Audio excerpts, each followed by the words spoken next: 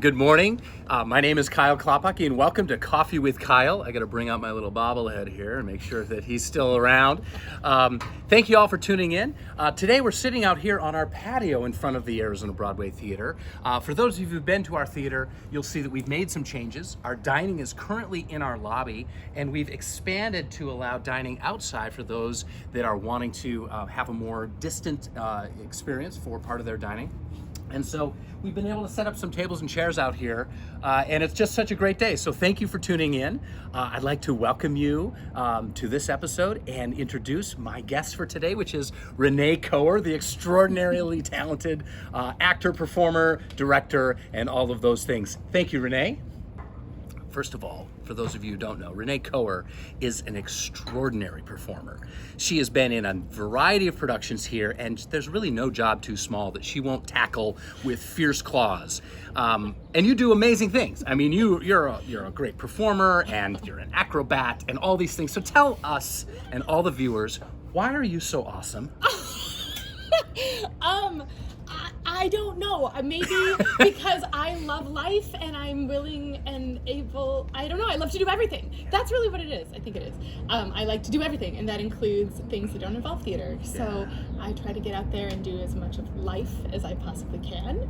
And so then that way, I can just reflect that in the art that I do as well. Yeah. Well, you do so many great things. I mean, you're so active outside the theater, from just being an outdoorsy person, going kayaking, and all the great things that you do. But here at the theater, you've done some really great productions. So talk about some of the shows that you've done here, the things that have really kind of helped hone your craft and really is a great expression of the things that you do. Absolutely. So my first show at Arizona Broadway Theater was The Drowsy Chaperone. So then over the years, I kind of did a whole bunch of other stuff. I was in Tarzan after that, where I was an aerialist, which shows off some of the other stuff I do. So I got to be... And I want to talk more about that. Well, I'll interject right now. Okay, so go for it. Aerial arts, I mean, that's crazy stuff. And you did a lot of that before coming here. You'd worked in some other industries and other companies. So explain that a little bit. So I started doing aerial arts when I was really young. I was on trapeze. I did trapeze when I was younger. And so then that kind of propelled, I was a gymnast and all of those things too,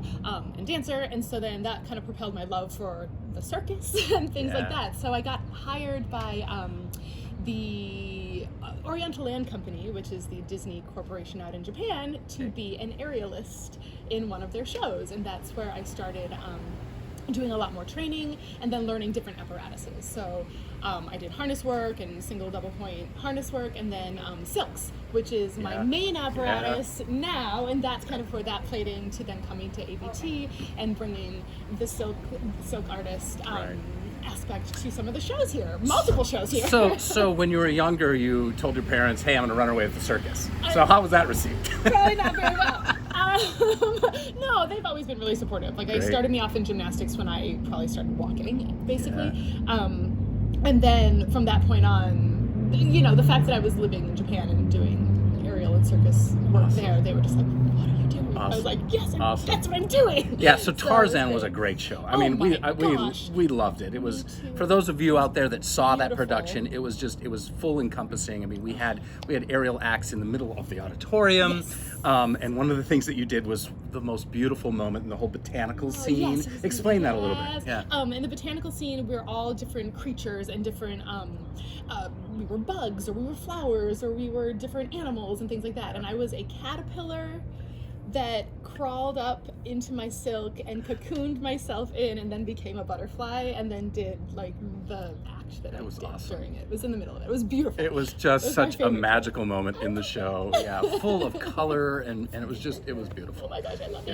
Yeah, and some great people in that production so too. Many great people. Yeah. And so my whole entire Arizona Broadway theater career has been incredible, because I've done so many crazy different things, I think. And so, because right after that I played Lily Kate in Kiss Me Kate, which you directed. Yeah, I did. Yeah. And so that was like my first big role here at ABT, like my first leading lady role. Was Kate, and that was amazing also. And all the shows I've done have been so incredible here. But then some of the big highlights of shows that people would definitely know you for would probably be Mary Poppins. Mary Poppins for sure. Addams Family, Morticia. Yes. You kind of have the Morticia hair going today a little bit. I'm still there you go. Got her talent. Yep. Her, and then probably if you came to see Xanadu, I was Calliope in Xanadu, who was kind of kooky wacky. I don't know, and then I played, which was a true express. Like that's exactly who 20 different 30 shows here, I think, and so right. I'm always in there somewhere. There's like something, and so, I kind of do a bunch of different stuff. So for those of you out there that don't know, Renee, we first hired you out of New York City, yes, I believe, correct. right? Where we do most of our auditions, and since then, you've actually moved here to Arizona. I moved here. I was so excited. Why on earth would you want to move to here from New York? Why wouldn't I? Yeah. I loved it here. I loved the weather here. Yeah. I loved the theater here. That was really the main reason I moved, was because the theater, I live kind of behind it. Yeah, you get I moved here specifically because I loved Arizona. I loved the feeling. I loved the quality of life here that I could have, and I loved the opportunities here because there is a really great artist community in the state. And so not only that, but all those other things I love to do, like the outdoor and all of this state is amazing for that. And it's close to LA if I need to, or if I need to fly back to New York, I can fly to New York or do whatever. It just made a nice location for me to kind of build a home. Yeah. Well, and so many other things other than just performing you do here at the theater. You're involved in our education activities. Yes. You are a voice teacher, voice builder, and you also helped us out with some of our phone calls that we had to do. So for many of you that received information from our patron advancement team, Renee coordinated a lot of that, which was to try to communicate with our subscribers like you about what was going on back in the fall, and hopefully keep everybody calm about that we are working on rebuilding, and we're definitely on our way there right now. And you did that, which is a great other skill to have. Thank you. So tell us a little bit about what you're doing. So you have this voice studio. What's that all about? So I started teaching voice many years ago, but I kind of did it as like a side thing. It was just like once in a while I'd have a couple students here and there.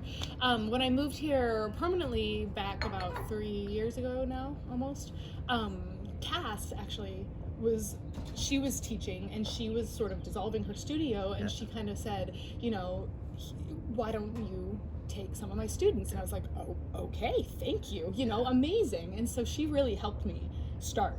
And so with that little seed, I was able to then grow the studio into an actual company, like a business. Now it's a business, where I have almost 50 students. 50? Yeah. 50. Oh my goodness. So I have 50 students on my roster. I don't see all of them every single week, obviously. It's impossible. But on my roster, I have about 50 students that I teach now. And they're all young children. Well, actually, that's a lie. Some of them I range are old children. They're old children, aging from age 5 to much older, like in their 50s. So I have a great span of amazing talent in this community, which is really exciting, and I love them. That's great. So, so what's up next? So next, so many things. This right here? Yes. Right there. So this is what's next. And look, it's not me, but it will it's not be. you, but that's your character, yeah. Nunsense. Yeah, Nunsense. So we're doing Nunsense, which is amazing. It's a 5-woman show. All of the women in the show, it's a dream cast, let's put it like that, because everybody is so talented in this show, and it's a lot of people that you would recognize from the theater that are coming in to do the show. It's amazing. It's being directed, choreographed, and music directed by Curtis Overby, who we all love. Yeah. And the show is hysterical. It's a musical comedy about nuns. So how can you not love that? Right. And so I'm playing Sister Mary Amnesia in that show, which will be very fun. And you're going to come and see it to find out what happens, because it's really good and hysterical, and you'll laugh a lot. And if you're Catholic or whatever, you'll also probably have some sentiment and some life memories and things like that. It's just, I think it's great for everybody and good for all ages, I believe. I don't think there's anything in the show that would be inappropriate for children. I think it's, I don't know, nuns can be kind of sketchy, I'm telling you. I mean, we're nuns, come on. But it's family friendly, and it's just a good time. You're gonna come and you're gonna laugh. Yeah, so for those of you out there, Nunsense opens on April 23rd. It runs for 4 weeks. It will be in our encore room, the smaller space. For those of you who've been to our shows, we're utilizing all of the spaces at the theater to try to maintain that social distancing that is the recommendation. When you do come to the theater, you are required to still wear a mask, except for when you are dining, which is another reason why we're doing our shows in the other spaces. It allows us to clean them more regularly and make sure that we're keeping everybody safe, because a lot of you out there, are very concerned about potentially contracting the viruses. So we're trying to make sure we're taking care of that, and also to protect all of our actors and our employees here at the theater. So, and then after Nunsense, and I know we just have a couple seconds left. After Nunsense, we're doing another great production, and you're involved in another capacity. What's that? Yes, I am assistant directing Godspell, the musical, which is, I am so excited about it. I love Godspell. I've been in 3 different productions of it. I've directed it once before, and it's one of my favorite Stephen Schwartz musicals. I think the music is phenomenal. It's super fun. There's a lot of great moments in it, and it just tells a beautiful story, and that is a very community based, which is so important right now. So I think it tells and spreads an incredible message about community that we all need. So I'm really excited for that project. I love Godspell. I can't wait for it to appear on the stage. So for those of you who can't tell, Renee has a lot of energy. She hasn't, I don't think, had a single drop of coffee yet this morning. So imagine what happens after she has a cup of coffee. But thank you all for tuning in to Coffee with Kyle. My guest here is Renée Koher. She's absolutely extraordinary. I'm sure you've seen her on the stage, and you'll get a chance to see her many, many more times.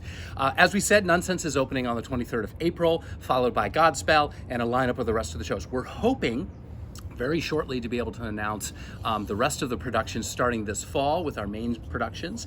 We still have Chicago on our stage. The set is still there, and we're hoping to bring that back this fall for all of you out there that had those tickets that unfortunately we had to cancel back in March of 2020.